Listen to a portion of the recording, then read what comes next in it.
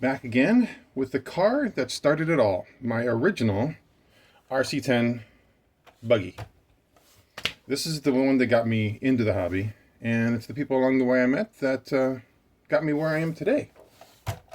So I wanted to go over this car that started it all for me and all the mistakes I made along the way, because it was definitely a learning experience. No one handed this to me. It was trial by fire. So I think it was 95, September 95 I got this car. This car has a weird history on itself, but I had one of those, not, I guess, ready to run Lamborghini 49 megahertz Shiro cars or whatever it was. It was a cool looking Lamborghini, and I figured out it would go fast with the body off. And so me and my buddy were playing around in the sidewalk one day, jumping over it, like middle school kids do. And he came down and jumped and broke the circuit board. And they didn't have an RC car anymore. And I was telling my cousin about it one day. And I remember growing up seeing him every once in a while bringing these really cool hobby grade RC cars to our grandma's house. And he felt pity on me. And he's like, you know what? I've got an old RC10. You can have it. I was like, what? No way. Great. I didn't even know what an RC10 was. I was like, all right. And I remember seeing things about it in the magazine, but I didn't connect the dots right away. And so he gave me the car, and it was parted out. I mean, it looked like, it was in the backyard on bricks, and he's like, here you go, here's the keys, it's all yours. So it did not work at all when I first got it. He gave me a box of old parts. He's like, here you go, figure something out. And that's how I got into the hobby. I had no instruction manuals. I had a hobby shop that was 20, 30 minutes away on my bike. And so I would bug him all the time. And he was an older guy who was getting annoyed with me. But, I didn't have any money to really figure this out. But what worked out for me is that summer I actually got my first job at paper route. So all the money from my paper route started going into my hobby. And so I had the car. It had no wheels on it. It had no camber links. It had Kyosho shocks in the back, Kyosho shocks in the front. They were blown out and leaking. Didn't understand that. Put oil into them, and they kind of worked. The slipper assembly in the back, I couldn't figure it out. So this was a 6-gear transmission, and no one tells you how these things work. So there was no internet. For me, I didn't have a computer. I didn't have a computer for another 5 years, so I had to figure things out on my own. The shafts, I figured out, all right, the shaft has to go in here and turn the wheels, but this thing was spinning. I didn't understand it. And then the miracle of servo tape, after my local hobby shop is like, oh yeah, you need to get servo tape. It didn't even tell me to bolt the servo in the car. No, use servo tape. And that's exactly what I did. Let me take this body off as I'm talking about it. So I saved up for 3 months. I got my first radio system, a Futaba Sport, which came with a servo and an ESC, which I figured out I needed. I didn't have a mechanical speed control as I was getting references to.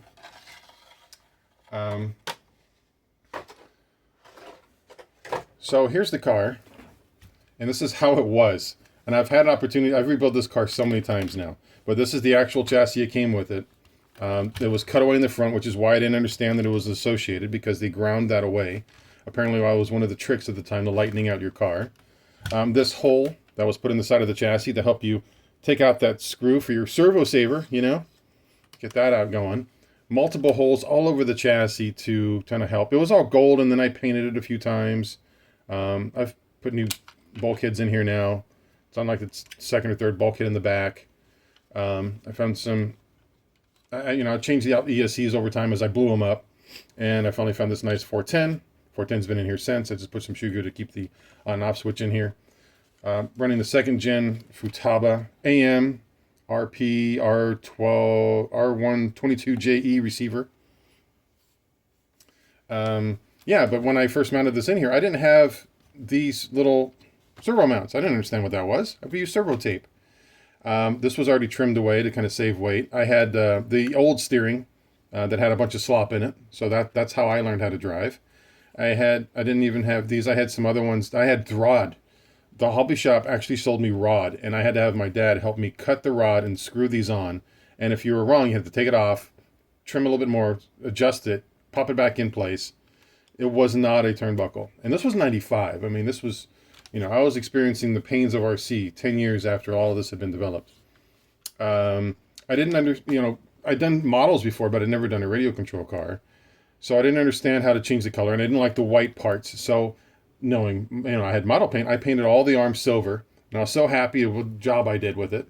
I did such a good job. Coming back to the transmission, I don't think I opened it up originally, but I couldn't get this assembly to work.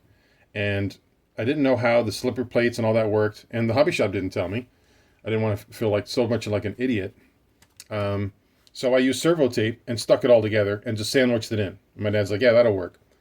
I finally got it to a point where it was close to start, and I took it to the hobby shop, and I was like, I don't have a gear big enough. Whatever this gear is, I can't get it to touch this other gear. And it was a 32-pitch gear, I remember.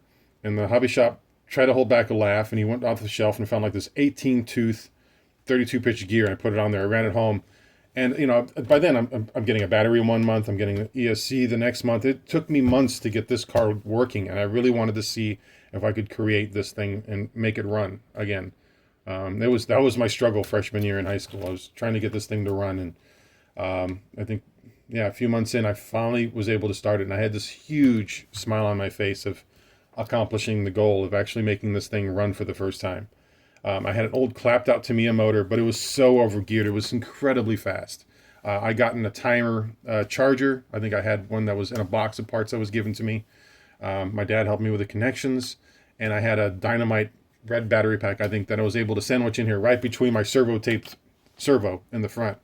And I just went at it. I drove that thing all the time.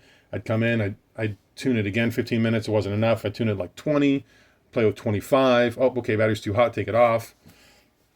I did that for months. And after the first week or so, lucky I had old parts, but the motor, like, what was that smell? It smells like it's burning. I'd overgeared it so much the motor was burning up. So within a few months, I started burning up all the motors that my cousin had given me. Again, this car was Kyosho shocks on it. I played the shock oil. It leaked all over the place when I did it the first time. It was just such a mess doing this, and it wasn't the 1.6 wheels. It was they converted it to the CE at the time, which had the longer arm suspension. This one's been just converted back in the front to a classic RC10. But it had the quarter axle, bigger wheels on it. Then I had to figure out how to get wheels and everything for it. And then I had it running, and I took it for its first race. I think 6 months later at our hobby shop, they had a parking lot race. And I went out, and I didn't realize I was bashing on this thing so hard. The universals that were with it started ripping apart. And the day before the race, I was practicing, trying to get better and do a good job, and it broke. And I couldn't race in my first race. It just didn't make it. So I was bummed about that. So this was like 95, going on 96 now, something like that. Yeah. I was starting to slowly figure this out. I had to learn how to solder on this one because my dad was in jail. So I didn't, he wasn't there anymore for a little bit. So I had to figure things out on my own. So once I got that figured out, this was the car I always kept through the years. I learned later on MIP made the CVs for it. I played with bigger shock towers. I even made my own. I have several shock towers I made my own. I put my name on them using a Dremel and just cutting them out. Just of graphite material, or not graphite, the fiberglass material. I just did it the hard way outside. As I learned, and my dad kind of helped me with that a little bit, get those kind of cut up.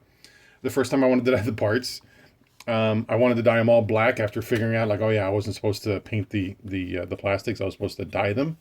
The whole car, I took it apart and took all the white parts and go, hey, can you guys help me dye these? Okay. So I did it as someone had taught me, like, okay, I'm going to get an old pot, throw some red dye in there, spool them around for a while, and they'll boil and get the color into them. I didn't think to ask like a spoon or something to get them out with. So after it cooled, my parents actually just got it out with their bare hands, and they had like a black hand for like a week. I thought it was hilarious. Yeah, they helped me where I could whenever I pushed them on it. Um, yeah, later on, this was I bought and sold cars over the years, and I just never wanted to let this one go. This was my RC Soul. So back to the history of this car. The back of it, you can see, was cut off. So I had all this flex when I first got the car. This plate was gone too. There was nothing there. So I found out the local hobby shop could order me one in for what they called the graphite car. I was like, okay, sure. And so I had some help making these holes and bolted it up, and it worked. Because the former owner drilled out these holes in a way where they were mounting a Blue Eagle LS transmission on the back of it. Because that's what I learned later on. I'll tell you how.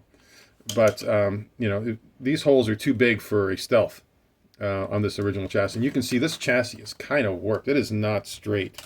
It's got some clap to it. And it flexes a lot, actually. I did things bashing with this where I hit it full speed into a tree, not being careful, and then I had to bend it back in the vice grip. And yeah, this car's been through a lot. But it's my first car, and I didn't want to change it over time. I'd modified it and things, but eventually I put it back the way I kind of had it, where left the factory. So back to the ownership of it. My cousin got it from one of his friends at the track at the time, and his friend got it from, which turned out to be my friend's brother, because it was a small town. So apparently I'm the fourth owner of this car, and he got it from someone else who was tuning it for Ice Associated at the time or something. I just thought it was really interesting, it came across. So and then what happens is every owner took something off of it before it made it to me. So underneath this chassis here, I don't know if I can pull it off easily or not, but it actually has my names, and then I had the original owner, after I found him, carve his name into it too, which I thought was pretty cool. So I've got my name carved in here when I got the car, and then I've got when he had the car carved into it. So yeah, it's just kind of there on the original chassis. As you can see, it's beat. I've taken it like this. I've had opportunities to get new nose plates for it and kind of restore it, but I feel like it's going to lose some of its soul if I do that. I've replaced RC cars so much in parts that sometimes it's a whole new car by the time you're done with it. So I've tried to keep this one more of how I got it through the years.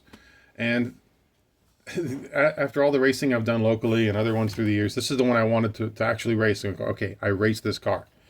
And so in 2013, years later, gone through college, married, career, and all that stuff, had our kid, and an opportunity came up to actually race this car because some parts were starting to become available for it again. I didn't build up enough inventory.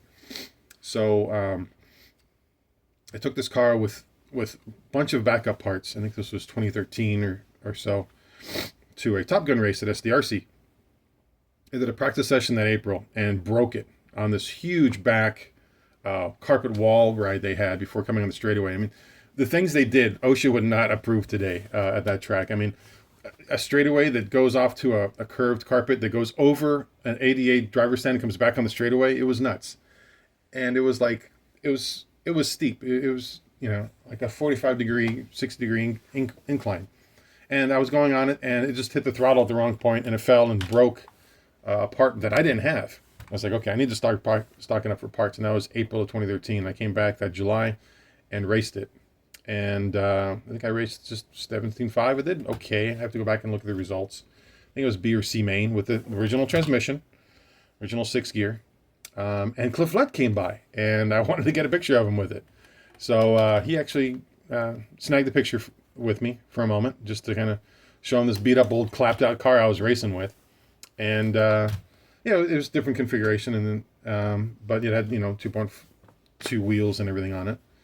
A year or two ago, I got another body for it. J Concepts came out with this really cool original classic body. I usually ran the Team Viper body on it. I always thought the Viper was pretty cool. And then I've tried the World's, the RC body on it. You can see I've got some 3M protectant over this as well. The way it covers the body is really cool. I've got my fake associated headlights on there.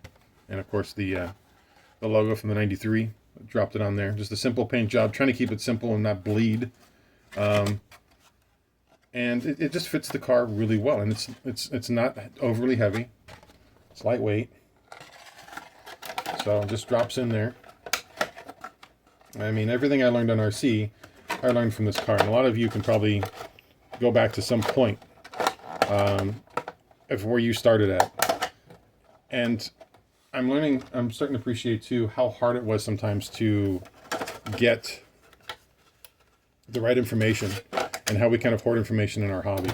If people hadn't helped me then to race, to help me at least get my car going, I wouldn't be racing today. And I think that's a tribute to the hobby. This was not easy for me. A lot of people, they go into their hobby shop today, they throw down a wad of money, and they go out and have a good time, something breaks, and they don't appreciate everything that goes into it. I had to learn everything the hard way. And so I don't have as much, what's the right word? The tenacity for people who just don't appreciate what it takes to get somewhere and what they've been given over time.